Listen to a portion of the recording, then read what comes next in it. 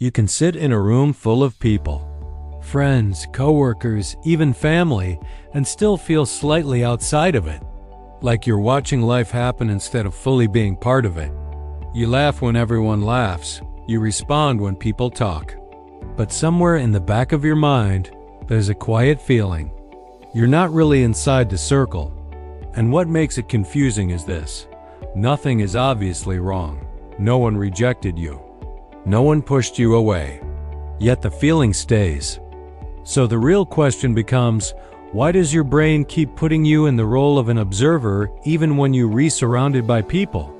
Most people assume belonging is about other people, whether they accept you, invite you, understand you. But when you feel like an outsider everywhere, the experience is much quieter than that.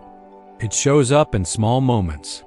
When you're in a group conversation and you hesitate before speaking, not because you have nothing to say, but because your brain starts evaluating it. Will this sound stupid? Will they care? Is this the right moment? By the time the thought finishes, the moment has already passed. And slowly, without noticing, you begin taking on a role. Not the loud one, not the center of attention, the observer. The one who listens more than speaks, the one who notices everything. You read people's tone. You notice subtle shifts in mood. You can often sense tension in a room before anyone else mentions it. But here's the strange part. The more aware you become of social dynamics, the less natural it feels to simply exist inside them. It starts to feel like you're studying the moment instead of living it. Psychologists sometimes call this hypersocial awareness. Your brain becomes extremely skilled at reading the room, but the side effect is constant monitoring. And when your brain is monitoring a situation, it can't fully relax inside it. So instead of belonging naturally, you stay slightly outside, watching, analyzing, adjusting. And the longer this pattern runs, the more it starts shaping your identity. You begin to think, maybe I'm just someone who doesn't fit anywhere. But that conclusion hides something important, because this pattern didn't start randomly. Your brain learned it for a reason. It's easy to interpret this experience as a flaw, like something about you is socially broken. But in psychology, patterns like this are rarely defects. They are adaptations. Your brain develops strategies to navigate uncertainty and protect you from risk. And social rejection, from the brain's perspective, is one of the biggest risks there is. Neuroscience shows that the brain processes social rejection in the same regions that process physical pain, which means your nervous system treats belonging as a survival issue. So if your brain ever learned that social environments were unpredictable, it developed a strategy. Not to withdraw completely, but to observe first, understand first, adapt first. This strategy keeps you safe, but it also creates distance. And over time, distance starts to feel like identity. To understand why this happens, it helps to imagine the brain as having two modes: participation mode and observation mode.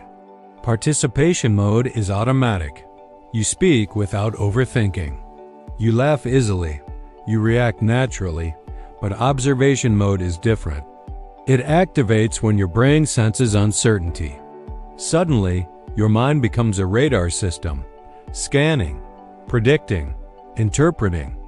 In cognitive science, this is connected to the brain's threat detection system.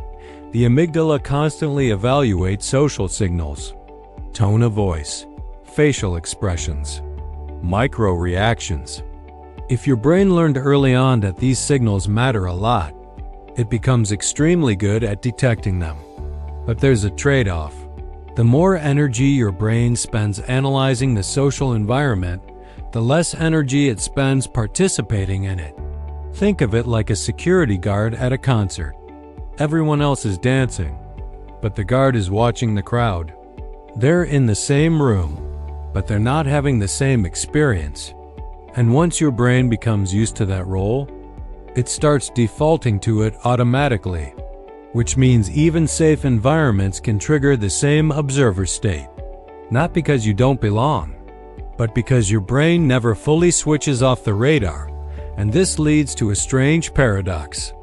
You understand people deeply, yet still feel slightly separate from them. The goal is not to force yourself to suddenly become the loudest person in the room. That rarely works. Instead, the goal is to gently retrain your brain to spend more time in participation mode.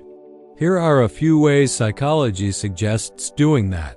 One small experiment is this. Notice when your mind starts narrating the moment. Should I say something? Is this the right thing to say? Instead of answering the question, interrupt the commentary. Say something simple, even if it's small. Why this works? Cognitive science shows that overanalysis slows social response timing. When you act before the analysis loop finishes, you weaken the loop. Someone mentions a movie they watched. Instead of evaluating your response for 10 seconds, you just say, I saw that too. Simple participation. When you're in observation mode, your brain evaluates constantly. Is this person judging me? Do I fit here? But curiosity activates a different mental pathway. Instead of asking, how am I being perceived? Ask, what is interesting about this person? Curiosity pulls attention outward, which reduces self-monitoring. And the less you monitor yourself, the easier it becomes to exist naturally. Belonging doesn't come from perfect social performance. It comes from shared imperfection. Psychology research on vulnerability shows that small social mistakes actually increase perceived relatability. You forget someone's name. Instead of silently panicking, you simply say, I'm blanking on your name again. The moment becomes human instead of analyzed, and that human moment builds connection. Here's something important. Your observer mode is not purely a problem. It gives you something rare, deep social awareness. You notice things others miss, emotional shifts, subtle tension, unspoken feelings. The goal isn't to erase this ability. The goal is balance. Observer when needed, participant when safe. Both roles have value. So the real issue was never that you didn't belong. It was that your brain quietly assigned you a role. The observer, the room analyst, the emotional radar. And once a role repeats enough times, the brain starts believing that's who you are. But roles are not identities. They are strategies. Strategies your brain learned at some point in your life, and strategies can change, not instantly, but slowly. Every time you shift from analysis to participation, you teach your brain something new. The room is not a threat. The radar can rest. Belonging rarely arrives as a dramatic moment. It happens quietly, in small conversations, in imperfect responses, in moments where you stop studying the room and simply exist inside it. And the strange thing is, the more you allow yourself to participate imperfectly, the less the outsider feeling appears, not because the world changed, but because your role in it did. So if you've spent most of your life observing, maybe the next step isn't becoming someone different.